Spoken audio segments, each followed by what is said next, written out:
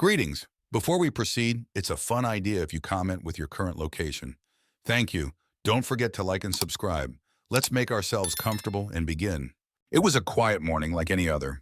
The sun filtered through the blinds, casting pale stripes across the kitchen floor. I sat at the table sipping my coffee, watching Emily move about the room.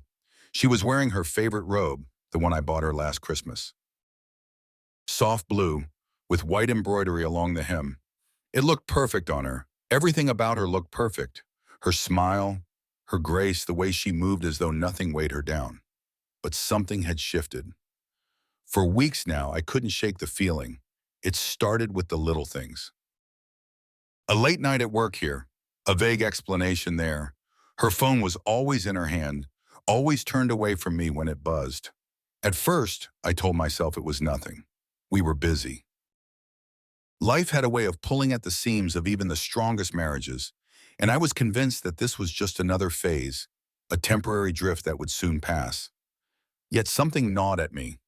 It was subtle at first, almost imperceptible. Like a splinter buried deep beneath the skin, it was hard to pin down, but it was there, festering. "David, are you okay?" Emily's voice pulled me back to the moment. She stood at the counter, her back to me, stirring her tea.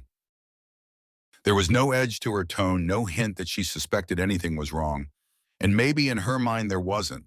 Maybe it was all in my head. "Yeah," I replied, forcing a smile. "Just thinking about work." She nodded, seemingly satisfied, and continued her morning routine. But as I watched her, something inside me twisted. Was this how it started? The slow erosion of trust? The doubt that crept in like a thief in the night? I couldn't help but notice how often she glanced at her phone, the quick flick of her eyes, the slight tightening of her lips. I brushed it off again. I had always been the pragmatic one, the logical one. Emily was more carefree, spontaneous. It was one of the reasons I loved her. She brought balance to my life, pulled me out of my head when I spiraled too deep into my own thoughts. But now that same spontaneity felt like a chasm between us. Something I couldn't cross. The day passed in a blur of routine, work emails, client calls, the usual monotony. Yet the feeling lingered. I replayed the little moments in my mind, the late-night text, the sudden need for privacy. The tension that seemed to hang in the air like a bad smell I couldn't quite identify. It wasn't until that evening, as I was taking out the trash, that the first real crack in my composure formed. There, at the bottom of the bin, half hidden beneath a discarded pizza box, was a small plastic wrapper. A condom wrapper. For a moment, I stood there frozen. My mind refused to process it, like a computer crashing under too much data. It didn't make sense. We hadn't used one in years. Why would we? The silence of the evening pressed in around me. I felt my heart begin to pound in my chest, the sound of blood rushing in my ears. It couldn't be.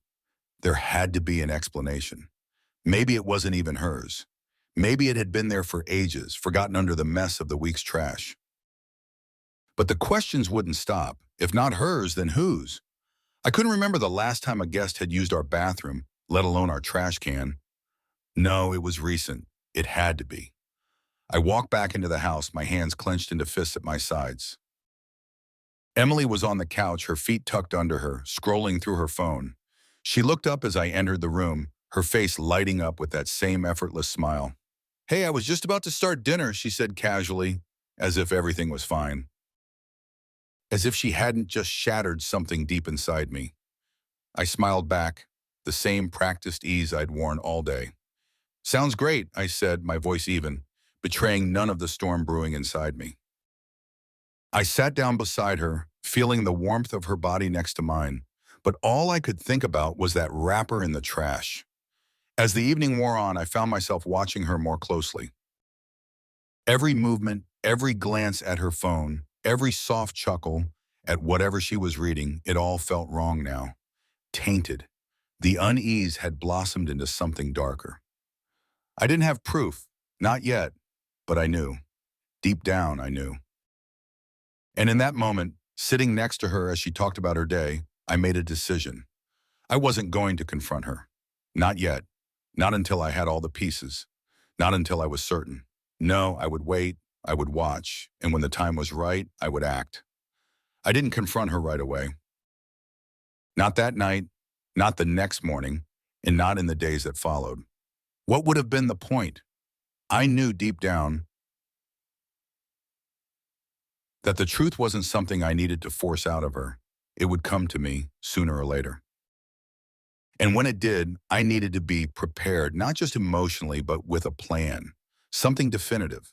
A reaction wouldn't do. I needed strategy, precision. For now, I played the part of the oblivious husband. Each day, I made sure everything was as normal as it could be, even as I quietly observed. Every move she made became a detail, a clue. I noticed the way her phone became an extension of her hand, how it rarely left her sight, always flipped face down when we were together, the way she lingered longer than usual when she said she was headed out to run errands or to visit her mother. The increasing frequency of work trips that were always too last minute to seem legitimate. But I couldn't act without proof, something concrete, undeniable. A used condom in the trash was suspicious, yes, but that wasn't enough. I needed to know who she was with, how often, and most importantly, how deep it went. So I waited, I watched, and eventually I found what I was looking for. The opportunity presented itself one evening, about a week after I found the condom. Emily was in the kitchen, pretending to cook dinner while texting on her phone. She thought she was being discreet, that I couldn't see the way her thumbs moved rapidly across the screen. I stood in the doorway, watching her for a few moments, feeling the tension in my chest coil tighter. Her face lit up with a small smile, the kind of smile she hadn't given me in a long time. When her phone buzzed, she glanced over her shoulder, casual, but it was enough. I saw the name flash on the screen. Jake, my neighbor. Something shifted inside me. The pieces clicked into place. Jake was a charming man, in the way that men who think they're smarter than everyone else often are. He lived 2 doors down, the sort of guy who'd wave at you every morning with a smile that never reached his eyes. Now, it all made sense. The sudden smiles on her phone, the late-night excuses, the strange tension I couldn't explain. I didn't confront her. Instead, I excused myself to the bedroom, my heart pounding, my mind racing. This was it. I had what I needed: her lover's name, her patterns, and a web of lies that I could now start untangling. For the next few days, I played my role perfectly. I didn't change a thing about our routine. I still asked her about her day, feigned interest when she talked about work, and kissed her goodbye when she left the house. But now I was watching closely, cataloging every detail with care. I started checking her phone when she was asleep. She wasn't the most security-conscious person, and the code was easy to guess: our anniversary. I found everything I needed within minutes. The texts were there, flirtatious, explicit, undeniable. I read through them in silence, not allowing the anger to take control. That wasn't the plan. Instead, I saved screenshots, stored them in a hidden folder on my phone, and waited. The calls were even more frequent than I'd imagined. Jake and Emily seemed to talk nearly every day, short conversations filled with coded language about when they could see each other, when I wouldn't be home, when she could slip away unnoticed. They had their own little world, it seemed, one that had been built right under my nose. But still, I didn't confront her. Instead, I bided my time, gathering more evidence. I began monitoring her movements more closely. She didn't know it, but I'd installed a GPS tracker in her car, a small device that was easy to hide. Each night, I would check where she'd been, and each time I confirmed what I already suspected: she was meeting Jake. Sometimes at his house, sometimes in a hotel just a few miles out of town. The brazenness of it both stunned and infuriated me, but I forced myself to stay calm. Confronting her would only give her the upper hand, an opportunity to explain, to cry, to deny. No, I wanted more than just her confession. I wanted her to suffer the way I had. I wanted to see her world collapse piece by piece, and I would be the one pulling the strings. The more I uncovered, the clearer my path became. This wasn't just about catching her in the act. I needed to dismantle her life bit by bit, just as she had dismantled mine. She had Jake, an ally, a partner in her betrayal, and that gave her power. I couldn't just confront her. That would end it too soon. I wanted to take everything away from her, leaving her isolated and destroyed. In the meantime, I kept up the charade. We still went to dinner with friends. We still hosted the occasional couple from the neighborhood. We even spent weekends watching TV together, her head resting on my shoulder as though nothing was wrong. But every moment with her felt like poison now. Her touch was a reminder of her deceit, her smile a mask I wanted to rip off. It wasn't easy to keep my composure, but I knew it was necessary. Each night I'd lie next to her, eyes wide open, planning. There was no room for error in this. I had to be meticulous, deliberate. Her affair wasn't going to end with a simple confrontation. No, it was going to end with her ruin. It started small. I made subtle changes in our financial accounts, ensuring she couldn't access certain funds without raising suspicion. I reached out to a couple of her work colleagues under the guise of casual conversation, planting seeds of doubt about her reliability. Nothing too overt, but enough to lay the groundwork for what would come later. I didn't want to just hurt her. I wanted to erase her. The more I watched her, the more I realized how far I could go without her ever knowing. She was so comfortable in her lies, so certain that she had me fooled, that she never even suspected. Jake, too, seemed to feel invincible. He'd wave at me in the mornings with that same smug grin, as though he hadn't spent the night before with my wife in a cheap hotel. He thought he'd won.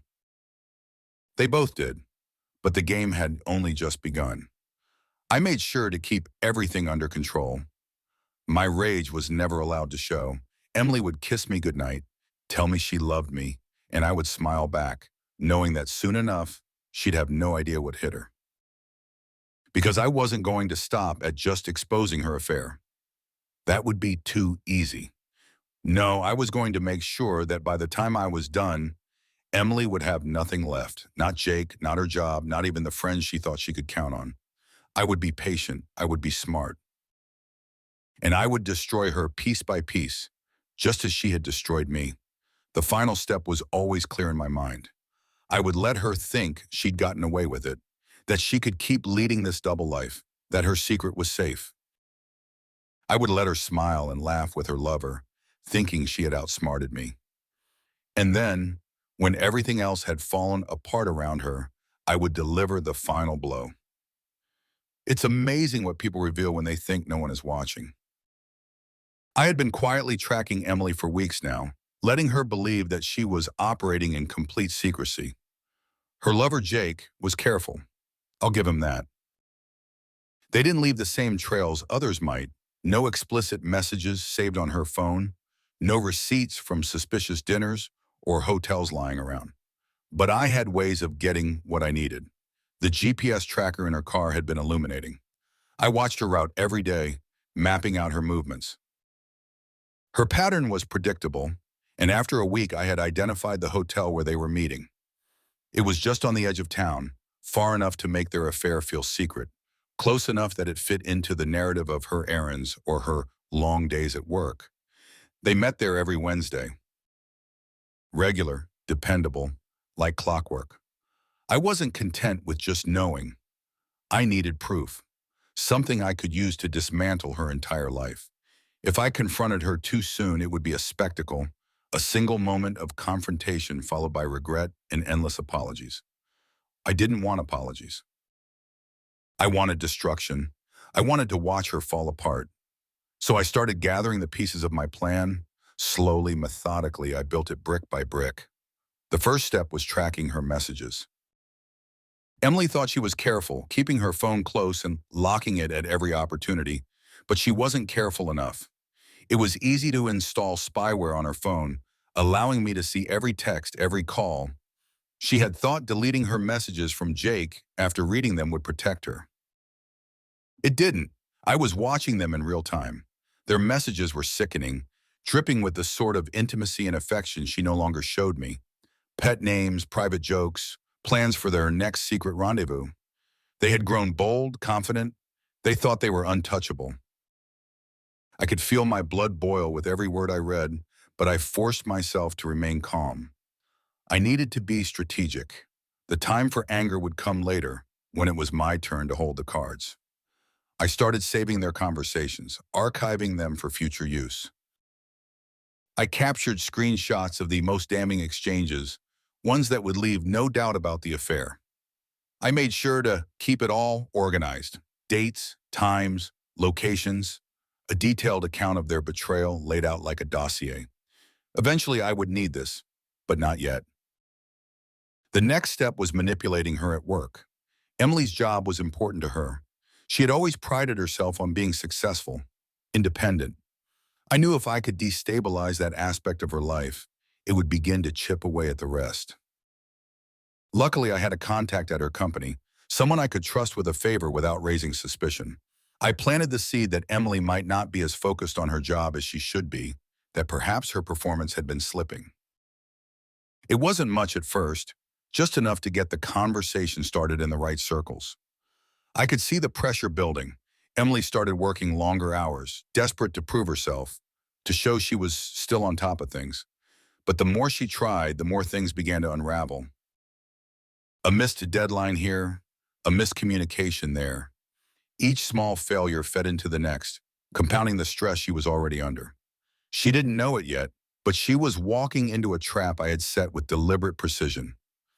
At home, I played the role of the supportive husband perfectly. I gave no indication that I knew anything, no sign that I was already orchestrating her downfall.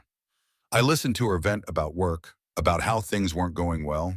I offered advice, comforted her, reassured her that everything would be fine.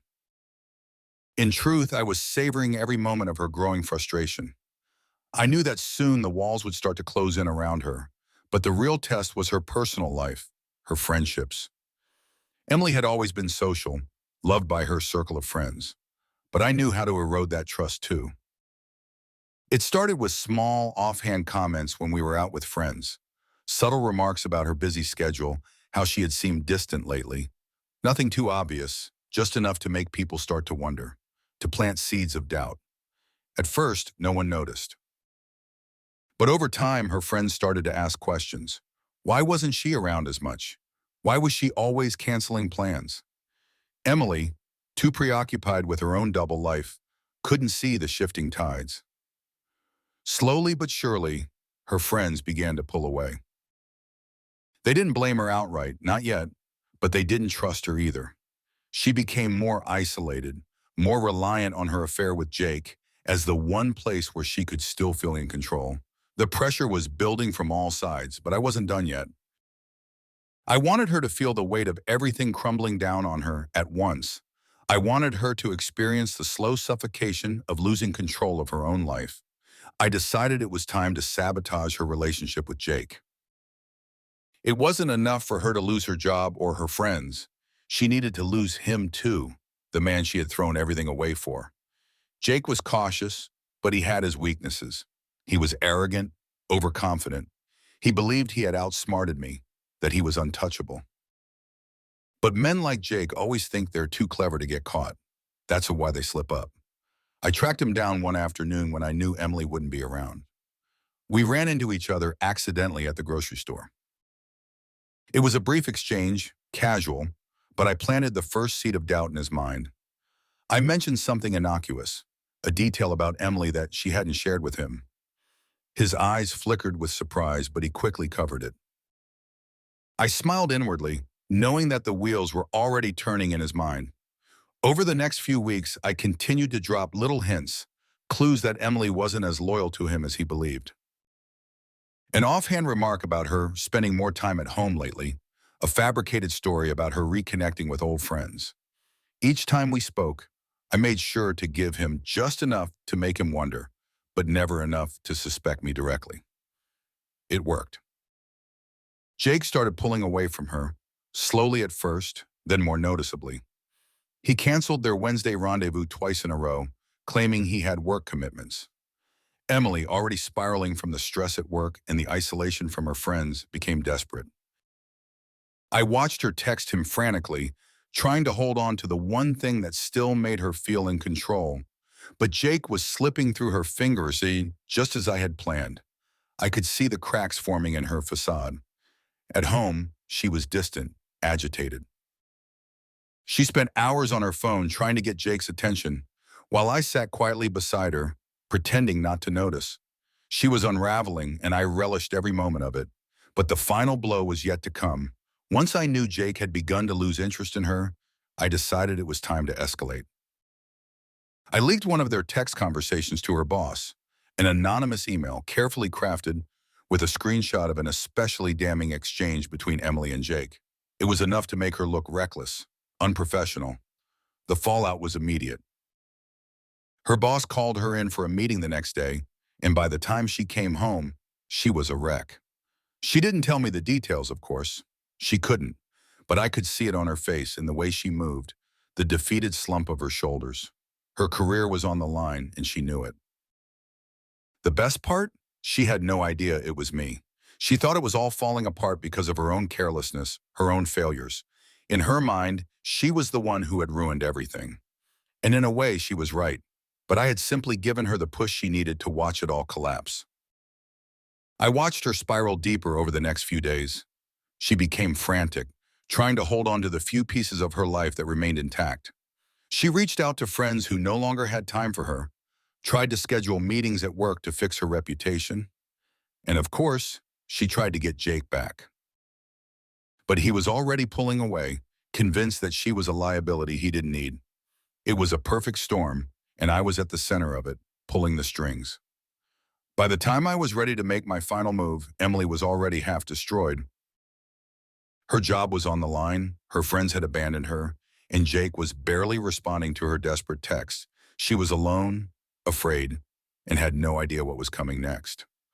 I filed for divorce the following week. I left the papers on the kitchen table with a note. I know everything.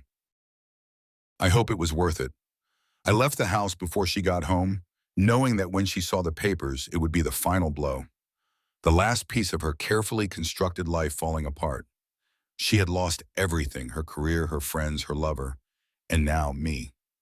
It wasn't just revenge. It was annihilation, and I had orchestrated every single moment. I began slowly, carefully. If I moved too fast, she might catch on, and that would ruin everything. Emily's life had to unravel piece by piece, each event feeding into the next, like a carefully constructed domino effect.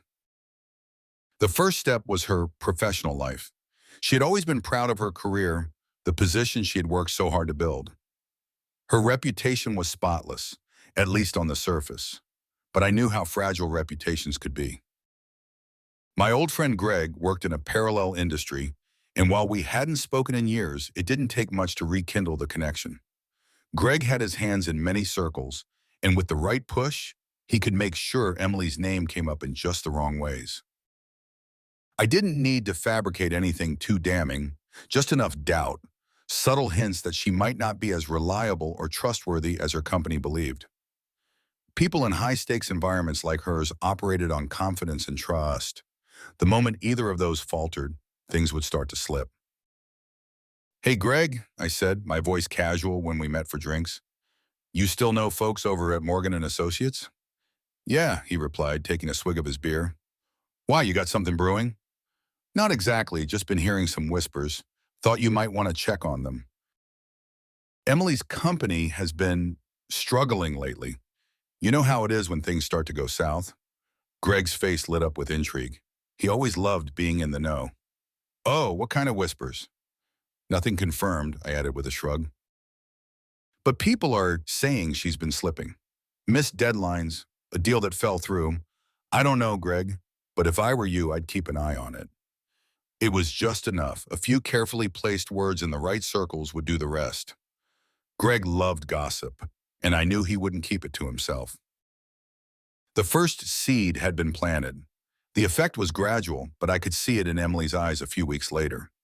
She looked exhausted when she came home from work, her usual spark dulled. She'd talk about how stressful things had become, how certain clients were pulling out of negotiations, and how her boss had suddenly become more critical. It wasn't an immediate collapse, but I could feel the pressure building. The foundation was weakening, just as I had planned. At home, I continued to play my part perfectly, supporting her, listening to her frustrations, never showing a hint of what I had set in motion. But the real pleasure came from watching her struggle and knowing that every missed opportunity, every failed deal, was another step toward her downfall. It was a slow burn, but I was patient. Next, I needed to isolate her. Emily had always relied heavily on her social circle. Her friends were her safety net, her escape when work got tough, or when she needed a night out. I couldn't simply tear those friendships apart. It had to be gradual, insidious, something she wouldn't even notice until it was too late. At one of our typical dinner parties, I began planting the seeds. A small group of our mutual friends had gathered at our house, and the wine flowed freely as we chatted about work, family, and the usual neighborhood gossip. Emily was seated beside me, laughing with her friend Hannah about some story from work. That's when I made my move. You know, it's crazy how busy Emily's been lately, I said, half joking. I barely see her anymore. Between work and whatever else, it's like she's always somewhere else. I caught a flicker in Hannah's eyes as she glanced at Emily. It was subtle, a momentary shift, but it was enough. The message had landed. What do you mean? Hannah asked, her tone light but tinged with curiosity. Oh, nothing really, I said, smiling. Just that she's been running off for these extra errands. I'm sure it's nothing. I let the sentence hang in the air, just long enough for Hannah to start questioning. Over the next few weeks, I continued my strategy. A comment here, a subtle suggestion there. I didn't need to say much. People were eager to fill in the blanks themselves. Eventually, Emily's friends began to pull away, their trust in her eroding without her even knowing why. I watched her become more anxious, her phone buzzing less often, her social calendar growing lighter. It wasn't just her professional life that was crumbling, it was her personal life too. She felt the shift, even if she couldn't explain it. She'd ask me if I thought she was overworked or if I'd noticed any change in her friends. I'd offer soothing reassurances, carefully avoiding any suggestion that I was behind it all. I didn't need her to know, not yet. The real brilliance of my plan was that Emily never suspected me. As the pressure mounted, as she felt more isolated, I remained her source of comfort. I was the rock she leaned on, the husband who always listened, who always cared. The contrast was perfect, and I knew she would never see it coming. But it wasn't enough to watch her professional and social lives collapse. I needed to tighten the noose even further. I wanted her to feel that crushing sense of failure, to believe that she was losing control of everything she had worked so hard to build. Jake had to go. Their affair was the catalyst for all of this, and it was time to turn that against her. I'd already started planting seeds of doubt with Jake, but now it was time to escalate. It was time to make him a part of her destruction. I began sending anonymous texts to Jake's phone, messages that made it seem like Emily was seeing someone else. They were vague, just enough to spark suspicion, to plant a kernel of doubt in his mind. I knew Jake well enough to know that he wouldn't confront Emily directly, not at first. He'd brood, stew in his own thoughts, second-guess everything she told him. It didn't take long for the strain to show. Emily's texts to Jake became more frantic, her calls more frequent. But Jake was pulling away, bit by bit. I could see it in the way Emily started pacing the house, staring at her phone, waiting for a response that never came. When they finally met, I made sure I was ready. I tracked her to their usual hotel using the GPS in her car. I had already set up cameras in the parking lot a few days earlier, discreetly placed where they wouldn't be noticed. When they arrived, I recorded everything: their entrance, their movements, the way they stole quick glances around as if someone might be watching. I wasn't interested in physical confrontation. I wanted the evidence, the undeniable proof of her betrayal. And now I had it. The next step was the final nail in her coffin. I compiled everything: the text messages, the video footage, the anonymous notes I'd sent to Jake. I put it all together in a neat little package and sent it to her boss, her closest friends, and her family. I made sure the email was anonymous, sent through encrypted channels so it couldn't be traced back to me. The message was clear: Emily was not who she appeared to be. The affair, the lies, the manipulation, it was all laid bare. I knew it would hit her like a tidal wave. When Emily came home that night, she was pale, her hands trembling. She didn't say anything at first, just stood in the doorway, clutching her phone. I pretended not to notice, continued reading the book in my hands, but I could feel the tension radiating from her. "David," she finally said, her voice barely above a whisper. Did you know?" I looked up, feigning confusion. "Know what?" She swallowed hard, her eyes brimming with unshed tears. "About Jake, about everything." I kept my expression neutral, even as I felt a wave of satisfaction wash over me. This was the moment I had been waiting for, the moment when everything would fall apart for her. "I've known for a long time, Emily," I said calmly. "Longer than you think."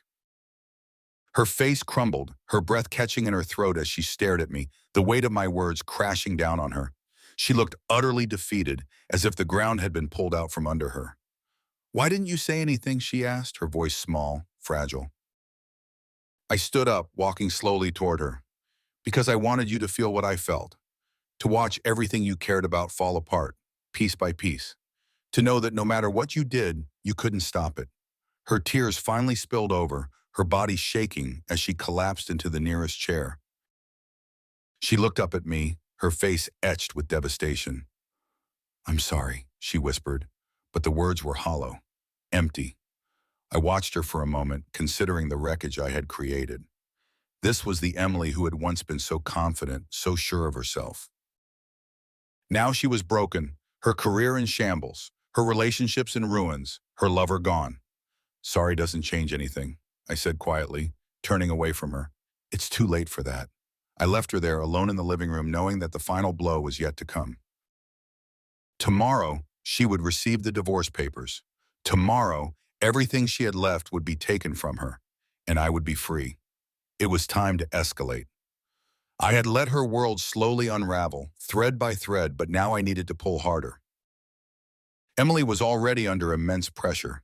Her friendships had frayed, her career was slipping, and Jake was growing more distant by the day. But the tension had to tighten, suffocate her, until there was no way out. My first target was her work. Emily's professional identity had always been a source of pride for her, something she valued even more than our relationship. So I decided it would be the first pillar to crumble. She had been working on a critical deal for weeks, a merger that would have elevated her company's standing in the industry. She was counting on it for her next promotion, something she had been eagerly talking about over dinner, as if nothing in her personal life was collapsing. But I knew she had a lot riding on this one project, and I was about to make sure she lost everything.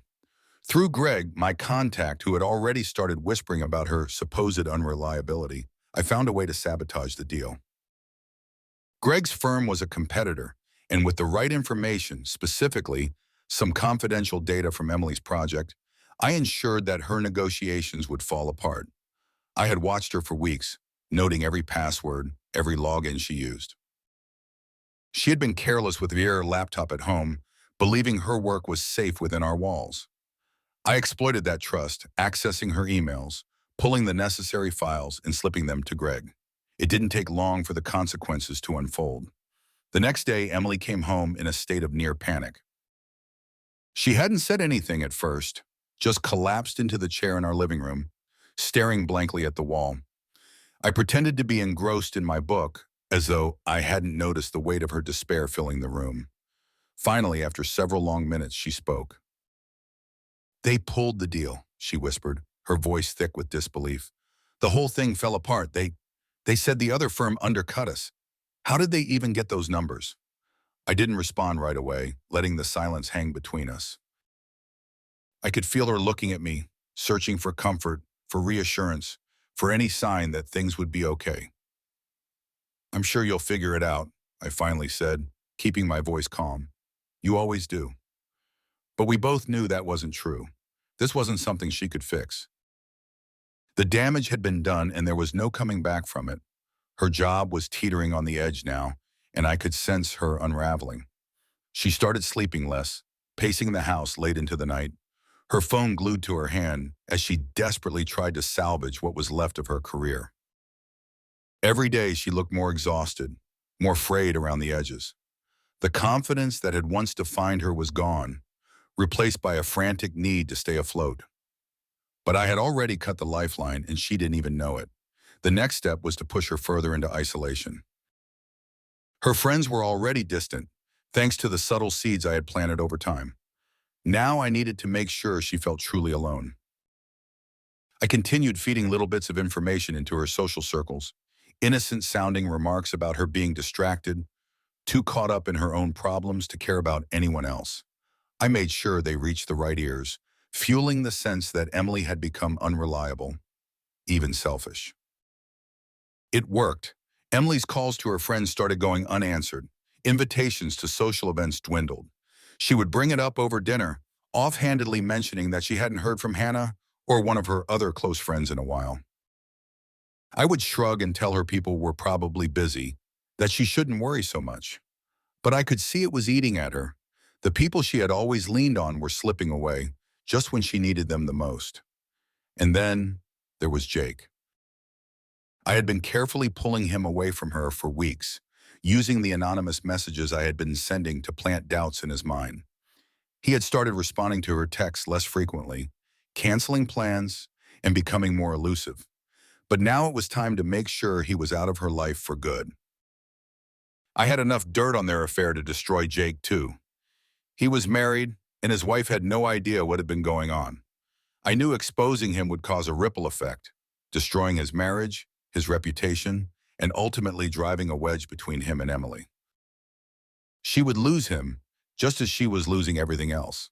I compiled all the evidence I had gathered, the texts, the photos, the video footage I had taken of them at the hotel. I sent it all anonymously to his wife, careful to cover my tracks. I knew it wouldn't take long for her to confront him, and when she did, it would be explosive. Sure enough, just a few days later, I overheard Emily on the phone with Jake. Her voice was tense, desperate. She was trying to hold on, to understand why he had been pulling away. "What do you mean she knows?" I heard her say, her voice shaking. "How could she have found out?" I leaned back in my chair, savoring the panic in her voice. "Jake, please, we can fix this. We can—" He hung up on her. I could hear the silence that followed, thick and heavy, as Emily stood frozen in the hallway. She stayed like that for a long time, staring at her phone as if willing it to ring again, as if willing Jake to take it all back. But he didn't. He was gone, and she knew it. That night, Emily didn't say a word to me. She went straight to bed, curled up on her side, and stared at the wall. I watched her for a while, the way her body seemed to sink deeper into the mattress, as if she were trying to disappear. But I felt no sympathy, no pity. She had built this life of lies, and now it was collapsing around her. It was what she deserved. The final move was simple. I had already destroyed her career, her friendships, and her relationship with Jake. All that was left was to take away the last thing she had, our marriage. I filed for divorce the next day. I had already prepared the paperwork, and it didn't take much to get it moving. When I handed her the papers, she looked at me with a kind of numb disbelief, as though she hadn't expected this, as though she still thought she could hold on to something, anything. "You're leaving me?" she whispered, her voice barely audible. "I think it's best," I said, my tone even. "This marriage has been over for a long time, Emily.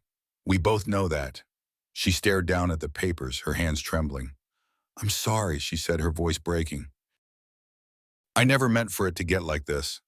I watched her for a moment, feeling nothing but cold satisfaction. "It's too late for apologies," I said quietly. "You made your choices, now you have to live with them."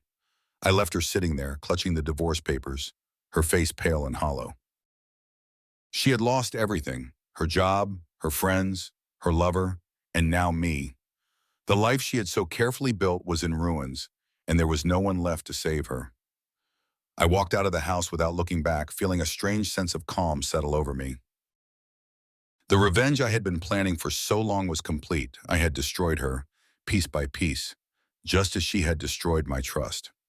And yet, as I drove away, I couldn't shake a certain emptiness that lingered in the back of my mind.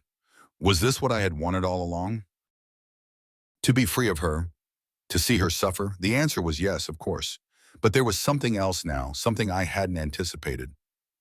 A weight, perhaps, a cost, The victory felt hollow, but I couldn't pinpoint why.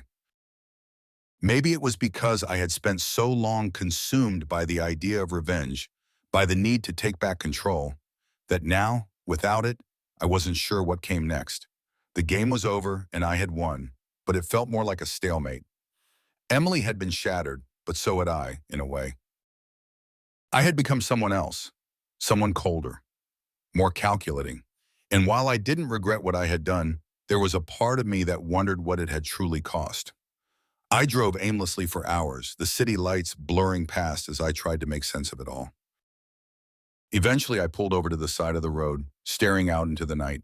The satisfaction I had expected to feel wasn't there. Instead, there was only silence. Emily was gone. And so was the man I had once been. The plan was finally coming to its crescendo. After weeks of meticulous sabotage, Emily's life was hanging by a thread. Her job had been all but destroyed by the confidential information I had leaked to Greg, ensuring the merger she had pinned her hopes on crumbled at the last minute. Her friends had distanced themselves, confused and suspicious of her sudden unreliability and erratic behavior, all of which I had carefully orchestrated. And Jake, her lover, had abandoned her after his wife discovered the affair, thanks to my timely delivery of incriminating evidence. It was time for the final blow, the climax of everything I had built. The key to Emily's downfall had always been in her double life, her affair with Jake, the secretive meetings, the late-night messages. It was the fragile thread holding together her illusion of control.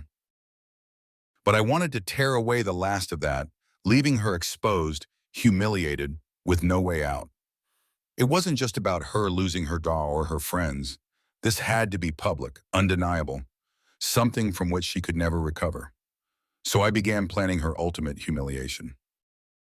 I had already gathered everything I needed, the text messages, photos, videos of her with Jake.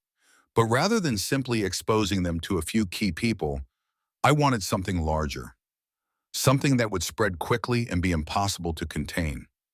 Emily had always thrived on appearances. Her image was her shield.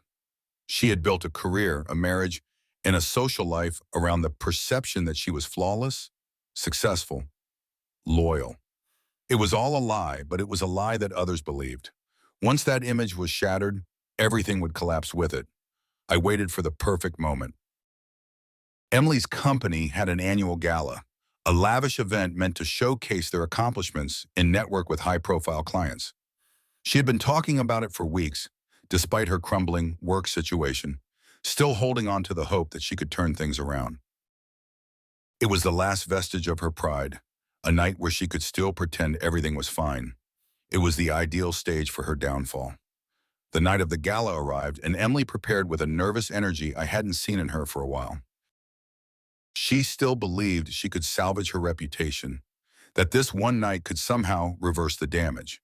She wore a sleek black dress, her hair done meticulously, her makeup perfect. She looked stunning, but there was a fragility in her eyes, a desperation masked by her practiced smile. We arrived at the event together, arm in arm, as if nothing was wrong. She introduced me to colleagues, old friends, people I had met before, but who now regarded her with a thin veil of skepticism. She was tense, her laugh too bright, her words too rehearsed. She was trying to hold on to something that was already slipping away. I stayed by her side for most of the evening, watching as she navigated the room with increasing anxiety. And then, when the moment was right, I slipped away. I had set everything up in advance, a series of emails containing the damning evidence of her affair with Jake, timed to go out during the height of the evening, just as the speeches were concluding, when everyone was checking their phones and the energy in the room was buzzing. The emails were addressed to her boss, her colleagues, her friends, anyone who had ever believed in her image of perfection. As I watched from across the room, I saw the first flickers of confusion spread through the crowd. People glanced at their phones, their expressions shifting from casual to shocked, some of them looking up at Emily with wide eyes, others whispering behind their hands. Emily, oblivious, was still speaking with her boss, unaware that her world was crumbling around her. Then her phone buzzed. I saw her check it, her face going pale as she read the message. Her hands shook as she scrolled through the emails, each one more damning than the last. The photos, the texts, they were all there, laid out in brutal detail, and now the entire room knew. Her colleagues, her friends, her boss. Her head snapped up, her eyes wide with panic as she scanned the room, as if searching for someone, anyone, who could help her. But there was no one. Everyone was staring at her now, their faces a mixture of shock and disdain. The whispers grew louder, a tidal wave of judgment crashing over her. She turned to me, her face a mask of disbelief, of betrayal. But I kept my expression calm, unreadable, as though I had no idea what was happening. "David," she whispered, her voice shaking. What is this?" I looked at her, feigning ignorance. "What do you mean?" She thrust her phone toward me, her eyes pleading. "These emails, the pictures, it's all here, everyone's seeing it." I took the phone from her, pretending to scroll through the messages, then handed it back with a sigh. "I guess it was bound to come out eventually, Emily." Her face crumpled, tears welling in her eyes. You knew?" "I've known for a long time," I said quietly, just loud enough for the people around us to hear. "I thought maybe you'd stop, that you'd realize what you were doing, but I guess you never did." She shook her head, backing away from me, her tears spilling over. No, this can't be happening." "It is," I said simply. Emily stumbled backward, her gaze darting around the room where everyone was still staring, still whispering. Her boss approached her, his expression grim, and I could see from the way he spoke to her that she was finished. The gala, her career, her reputation, it was all over. She had nowhere left to turn. I watched as she fled the room, her heels clicking against the marble floor as she disappeared into the night. The whispers followed her, a trail of destruction she would never outrun. For a moment, I felt a surge of satisfaction. This was what I had wanted, what I had worked for. She was humiliated, her life in ruins, just as she had ruined mine. But as the adrenaline faded, something else settled in, something darker, quieter. It wasn't regret exactly. I didn't regret what I had done.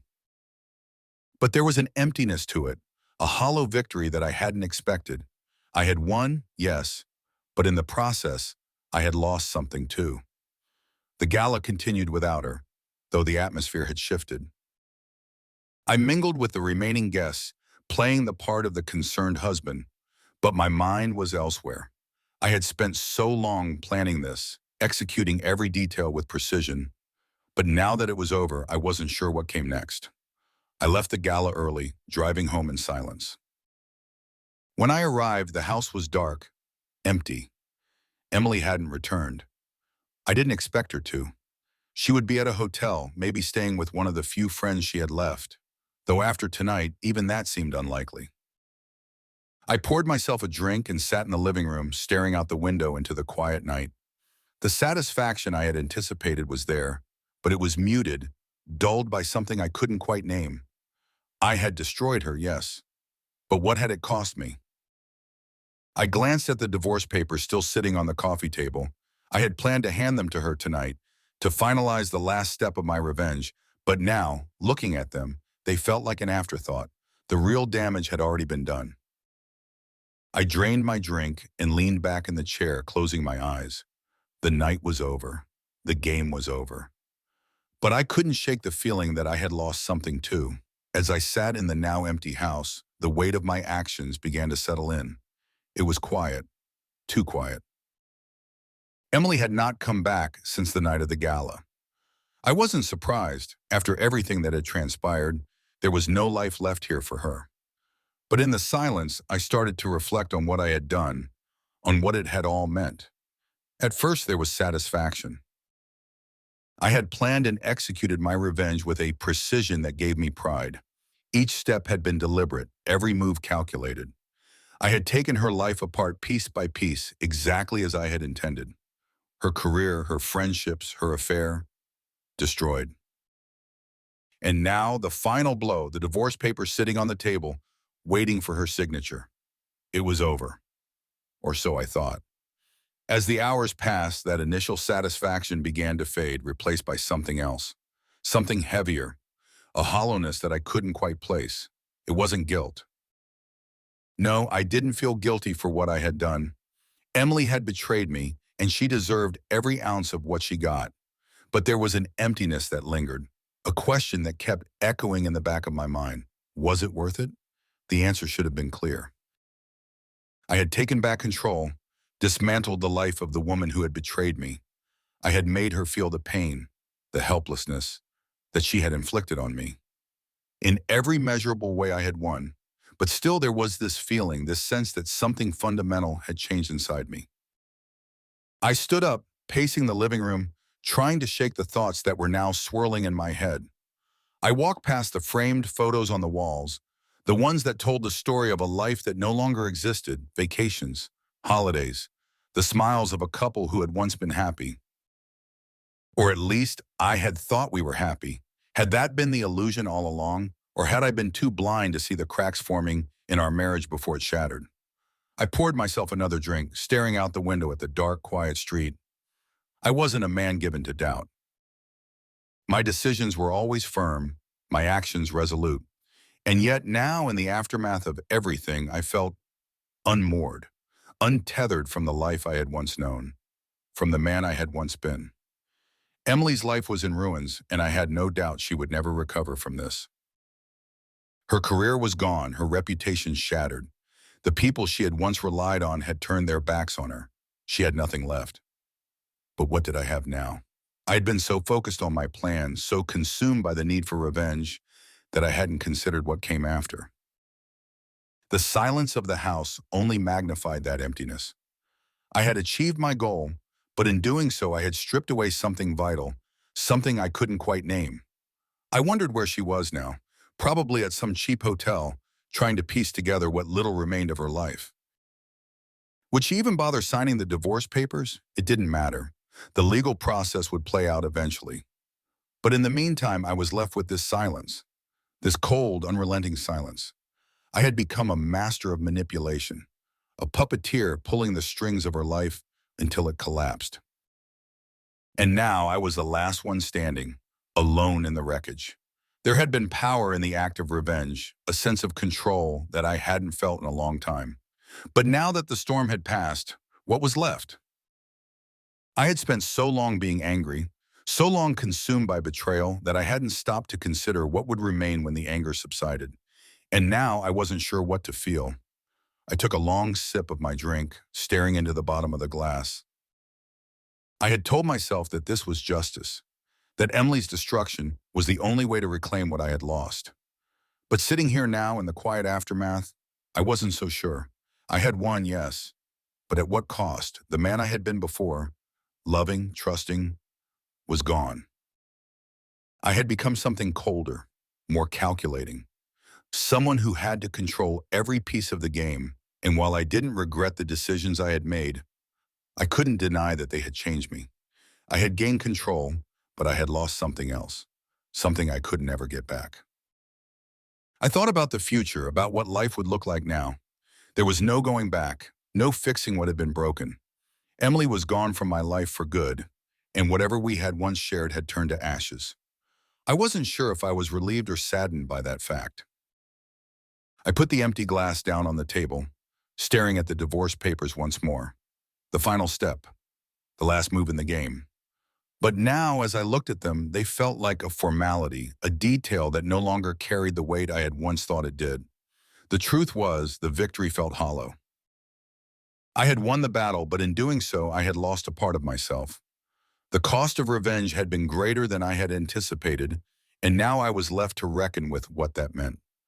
I wasn't the man I had been when this all started. I wasn't sure who I was now. The silence of the house pressed in on me, cold and suffocating. I had succeeded in destroying Emily's life, but now I had to face the consequences of that success. The revenge had been sweet in the moment, but now it felt bitter. In the end, the game was over, and I was left standing in the ruins of everything I had built, alone.